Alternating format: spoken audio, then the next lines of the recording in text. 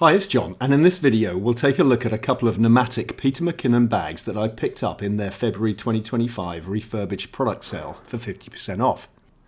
I'm not going to do a full review of the bags in this video, but we'll check out the quality of their refurbished bags and the pros and cons of going with what Nomatic calls their lost and found products. I've always liked the look of the McKinnon products, but I found it difficult to justify the full spend on them. The products generally get great reviews, though the higher price has made room in the market for a number of bags inspired by the Peter McKinnon bags, but at a big saving. I myself bought the Ulanzi BP09 22 litre bag a year or so ago, and I've used it a bunch of times. It's been a solid bag, but sometimes having a bigger option would be helpful. We'll touch back on the Ulanzi bag later in the video. So I received an email from Nomatic advertising their lost and found sale. I clicked on the link and on their website I found the 35 litre Peter McKinnon backpack and the Peter McKinnon 8 litre Sling at half off. You're essentially getting a heavily discounted item that might show just a little bit of wear, but the trade-off is that you cannot return the item and the warranty is limited to a year rather than their typical lifetime warranty. Also, the packaging may not be as smart as with the products that are brand new. Given we're dealing with products that are not fresh off the production line, it's good to know that Nomatic has a highly regarded client service team. I got to test it out.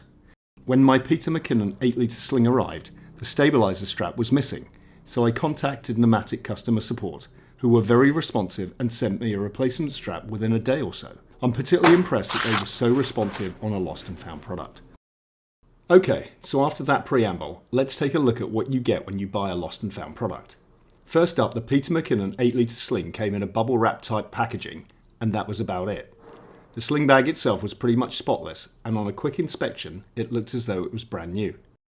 And as with a full price item, it comes with two dividers so you can customize the bag to your requirements.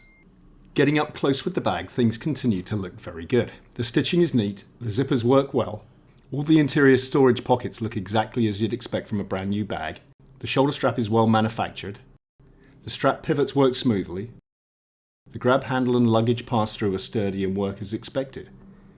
If I were to nitpick, there are a couple of areas that aren't quite as tidy as the rest of the bag. The first are the mole attachments on the bottom of the bag. The one on the left looks a tiny bit frayed. I don't have a non-refurbished item to compare it to, so that may be typical, or it may be the reason why it's being sold as lost and found. The second area is at the bottom of the luggage pass-through. There's a stitch that's about 2 inches long that's not quite as neatly done as it should be. But again, that could occur with a full price item. That said, these are very minor blemishes and are very unlikely to impact the functionality and durability of the bag. All in all, I'm very happy for the money. Now let's take a look at the Peter McKinnon 35 litre bag. So I'm generally not a fan of unboxing videos, but I think there's value in this video to see how the bag arrived. It came in the Peter McKinnon Pirate Life box and bag. The box was a little banged around, but the overall packaging was a nice touch for a lost and found product, and not something I really expected given the price point. Taking the bag out of the packaging, it looks mint.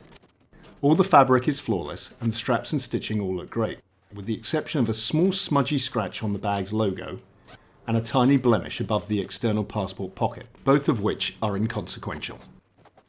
It comes with all the compartment dividers, accessory straps and waist belt that are detailed on Nomatic's website, so it's all great there. Which brings me to my only issue with the bag, and that is that the zippers to the main compartment are difficult to operate. As you pull on the zipper, the front of the slider digs in, especially at the top corner, causing the zipper to get stuck. I figured out that if I pushed down on the back of the slider didn't dig in as much and would track down the zipper chain more smoothly. I'm guessing that a rugged weather-resistant zipper on a corner is going to require a little more force, but I think the internal frame of my bag at the corners is pretty tight to the zipper, which I think is contributing to the zipper getting bound up. If I'd bought the bag at full price, I would find this annoying. At half price, I think I can live with it. While I'm typically pretty gentle with my gear, my concern would be that the zipper might fail after the year's warranty is up. Let's compare how the zipper performs with my Ulanzi BP09, which has a similar construction around the top corners. You can see that the internal frame of the Ulanzi, while not flimsy, is less substantial than the Nomatic pack. I spent some time flexing the internal frame next to the zipper in the Nomatic pack to try and loosen it up. I think it has helped a bit, so I'll continue to do this to see if it sorts out the issue.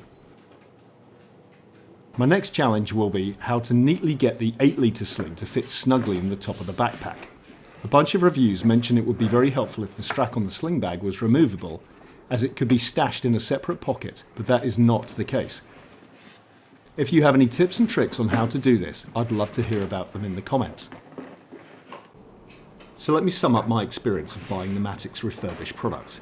The Peter McKinnon products are really great bags that typically come with a premium price. Without doing a full review of the two bags, they're well thought out and made of premium materials, while being supported by Nomatic's great lifetime warranty. It's plain to see why they're so well regarded. So how do I feel about buying the bags with a couple of small imperfections and trading a lifetime warranty for a 50% discount? It's obviously a personal decision, and I think use case is going to be a big factor. If you're the type of person who keeps their gear for a long time and are rough on your bags, I think the lifetime warranty is really valuable. I have a few different bags that I use in different scenarios, and I'm pretty gentle in how they use them, so I think the amount of wear and tear on any given bag will be much less than, say, a travelling professional using just the one bag. You'll have to do the calculus on how you intend to use your bag. So all told, I'm pretty much thrilled with the bags I received. I'll be doing a review of the 8 litre sling, as I think it warrants a comparison to my Peak Design 6 litre sling. I'm not planning on doing a review of the 35 litre backpack, as it's been heavily covered already. Well, that just about wraps it up. If you have any questions or your own observations, it would be great to hear your thoughts. Thanks for checking out the video, and if it's been helpful, please like the video, subscribe and leave a comment below.